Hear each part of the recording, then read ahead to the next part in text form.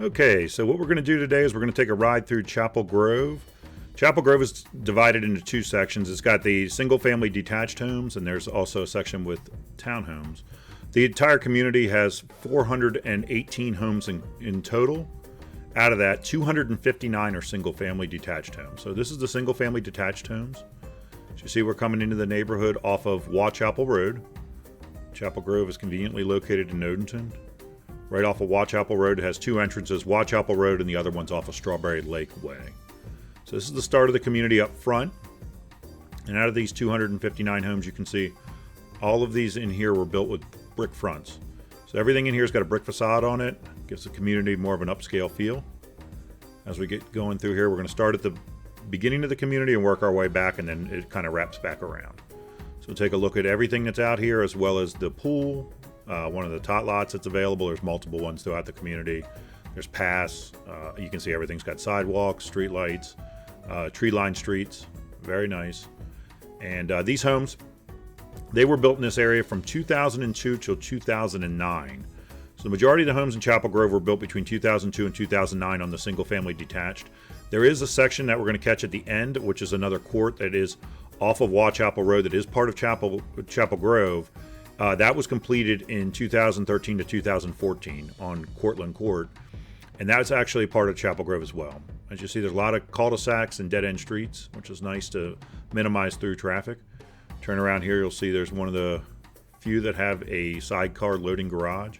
All these homes have two-car garages, but very few with the sidecar load, but that particular one does. There are a few more throughout the community as well. These houses range in size between 2,400 and 5,500 square feet above grade. They all also have basements as well. So as we'll go through, you can see a lot of them with the finished basements. I mean, if you're one of the bigger models at 5,500 and you finish the basement too, they're up over 8,000 square feet. That's a pool on the left. We'll come back to that as we come around.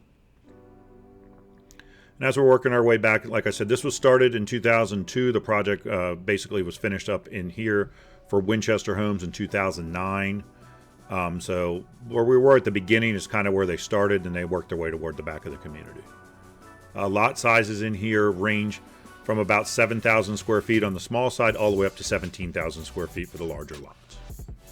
So as we come through, you'll see there's plenty of spacing between the homes. There's also several common areas that the HOA holds, which some of them are wooded areas, some of them are fields. But that also helps to give a little more space, in some areas between the homes. There's another one up here on the left you'll see with the side load garage. We're continuing on toward the back of the community. And most of these homes, they're 2.5 bathrooms above grade minimum, all the way up to 6.5 bathrooms. So it depends on the style and the model that somebody chose when they built it. There are some that are a little smaller and some that are very big. And there's nothing in there that's small. Even the 2,400 square feet with a basement, you're probably going to be getting up close to 4,000 if you finish the whole basement in terms of total square footage. And the larger ones are, like I said, they can be close to around 8,000. Coming back through here.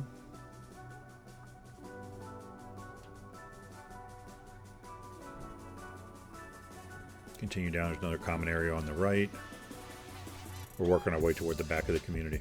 Now, as the dates that I talked about when this started in 2002 and then Winchester finished building in 2009, if you remember, that's when we were going through a pretty rough time toward 2007, 2008 in real estate. We had Lehman Brothers, we had Bear Stearns, we had a lot of problems. So what Winchester did is in the back of the community here, they offered some other models as they were trying to get the community finished. And again, 259 homes, you don't get that done overnight when you're building them at this quality. What they did is the real estate market really took a downward turn, and one of the things that they learned, Winchester did, from a community down in Virginia, they had people in a pipeline that were having their houses built, and then the market kind of turned and they couldn't get any starts, and they came out and took the same model homes and just reduced the price. They reduced the price more than what the deposits were that the people were waiting to as they're building their homes. They had a lot of upset buyers that came in and said they were going to cancel their contracts, and they would get their deposit back, and then they would come back and buy the house later at the cheaper price.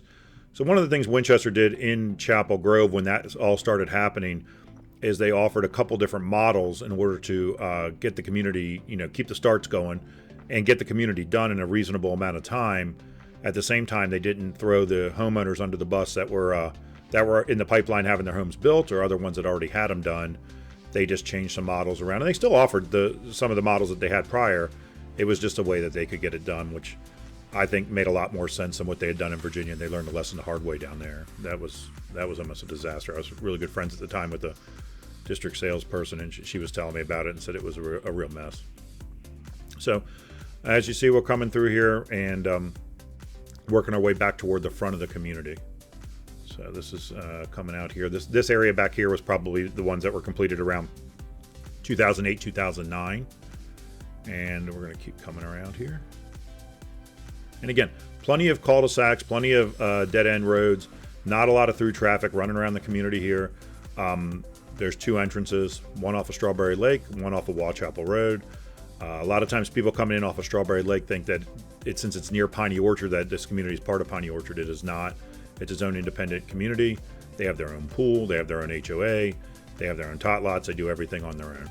In fact, right across the street when you leave, the houses that are part of Piney Orchard their homes feed a different elementary school than what Chapel Grove does. Those homes feed into Four Seasons Elementary School, which is a very good elementary school. And Chapel Grove sends their kids to Wachapel Elementary School, which is also very good. And to be honest, I'm partial to Wachapel. That's where my kids went. And it's also where my daughter, who is my oldest, she's a 5th grade teacher there. So although Four Seasons is a great school, I'm going to always be partial to where my daughter's working. So she went there, she finished Wachapel, and then she went back, and now she teaches there. So that's something we're proud about. Coming through here, you can see, working our way back up toward the front of the community. And again, lots of cul-de-sacs. As you'll notice, every home with a brick front, every home with a 2-car garage, plenty of space on the driveways. And you can see that some of them sit back farther off the road than others, but they're all in decent space with each other, as opposed to the lots also have good spacing. When you're talking 7,000 to 17,000 square feet, you know, this is a lot more room than a lot of the other communities in the area. As we're coming up here, all tree-lined streets. And we're going to keep going here.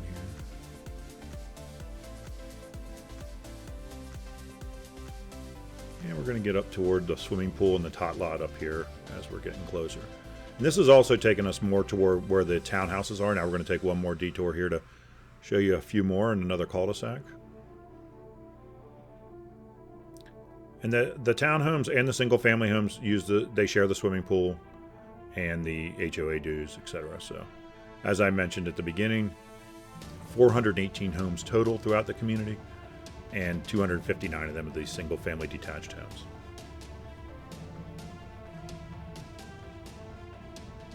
And we're going to continue back up here, turning back up toward the front of the community.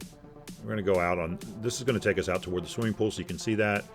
The swimming pool is open Memorial Day to Labor Day ballpark. We do have a still photo coming up that I've put in here as well, so you can see how nice it is. That's a really nice community pool. And there's also another tot lot up there and a big field where anybody can use it. Want to go out and play, do whatever. A lot of kids are out there all the time throwing balls around, things like that. You'll see coming up here. And here's the swimming pool on the right. And what we're going to see as we come through here as well is somebody left their hockey goal out, so they're out there playing. And there's a little tot lot, one of many. There's a tot lot right there.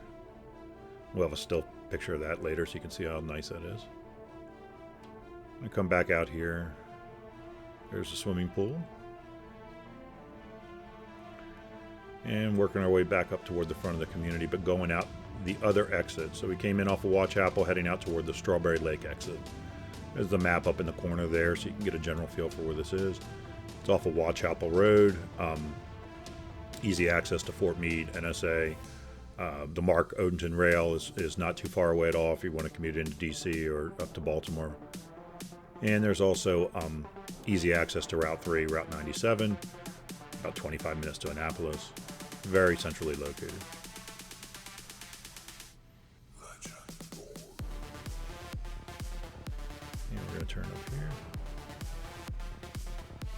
And this is taking us back to where the townhouses would be, farther in on this road, but you're going to see a few more of these single-family detached homes.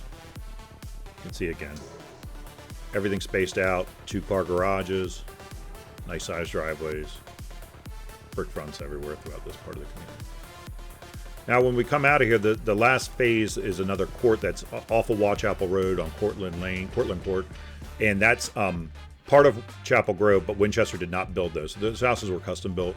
They were built a little bit differently. We'll talk about those when we get up to them. Winchester finished the main area, and then they closed out at that time, and then they worked on other projects, and they sold those other lots off that were developed later. So again, the majority of these homes that you're seeing right here were built between 2002 to 2009, and then that other court that was added later came with the custom builders between 2013 2015 range.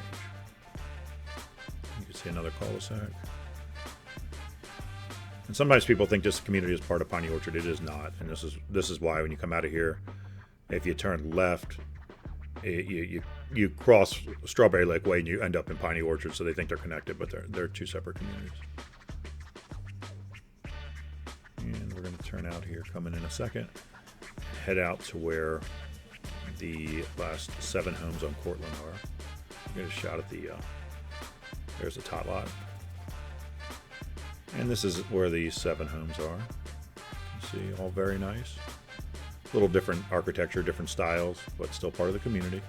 Just built at a different time with a different building. So that's about it. I hope you enjoyed the tour. Chapel Grove is a great place to live. If you need any information on homes, everything's listed below. Have a great day.